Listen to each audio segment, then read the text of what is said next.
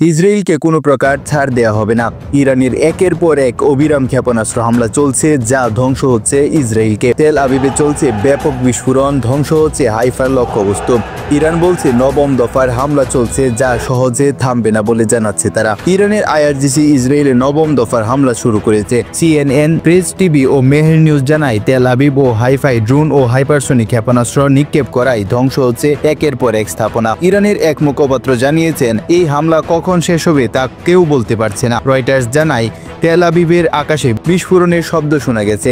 আতঙ্কে অস্থির হচ্ছে মানুষজন, এমনকি কেউ কেউ দেশ ছেড়েও পালিয়ে যাচ্ছে বলেও শোনা যাচ্ছে। আইআরজিসির দাবি, তাদের ফাত্তা হাইপারসনিক ক্ষেপণাস্ত্র এতটাই শক্তিশালী যে ইসরায়েলের তা আটকানোর মতো কোনো সক্ষমতা নেই। এই ক্ষেপণাস্ত্র ইসরায়েলের আয়রন ডোম ও এরু প্রতিরক্ষা ব্যবস্থাকে অকার্যকর করে দিয়েছে, যার ফলে ইসরায়েলের সামরিক জায়গাগুলো ব্যাপকভাবে ক্ষতিগ্রস্ত হচ্ছে। এভাবে যদি চলতে থাকে তাহলে এক সময় ইসরায়েল ধ্বংসস্তূপে পরিণত হয়ে যাবে। ইরান বলছে এই ক্ষেপণাস্ত্র ছাড়াও আরও 100টির বেশি ক্ষেপণাস্ত্র নিক্ষেপ করা হয়েছে, যা হাইফার তেল শোধনাগার ও তেল আবিবের সামরিক ঘাঁটি ধ্বংস করেছে। টাইমস অফ ইসরায়েল জানিয়েছে, মধ্য ইসরায়েলে একের পর এক বিমান হামলায় সাইরেন বেজে উঠছে। ইসরায়েলি সেনাবাহিনী ইরানের ড্রোন ভূপাতিত করেছে বলে দাবি করলেও সেটা কতটা সত্য সেটাও সন্দেহের। আবার কৌশলে তারা তাদের হতাহতের খবর অস্বীকার করে যাচ্ছে, কিন্তু ধারণা করা হচ্ছে বেশ অনেকজন সামরিক কর্মকর্তা নিহত হয়েছে।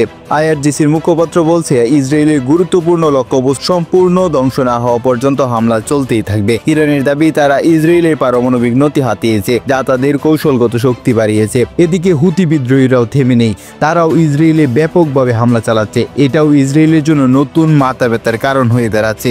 এতে ইসরায়েলের সামরিক ঘাঁটি ও অবকাঠামো ব্যাপকভাবে ক্ষতিগ্রস্ত হচ্ছে। ইসরায়েল জরুরি অবস্থায় ঘোষণা করেছে এবং বেসামরিক নাগরিকদের শেল্টারে থাকতে বলা হচ্ছে। এই সংঘাত তৃতীয় বিশ্বযুদ্ধের সংখ্যা নতুন করে জানান দিচ্ছে। ইরান ইসরায়েল এই হামলা অব্যাহত রাখলে ইসরায়েল কি একসময় ধ্বংসের দ্বারপ্রান্তে চলে যাবে? এই খবর শেয়ার করে সবাইকে এই তথ্য জানিয়ে দিতে ভুলবেন না। আমাদের চ্যানেলটি সাবস্ক্রাইব করুন, আমাদের পাশেই থাকুন।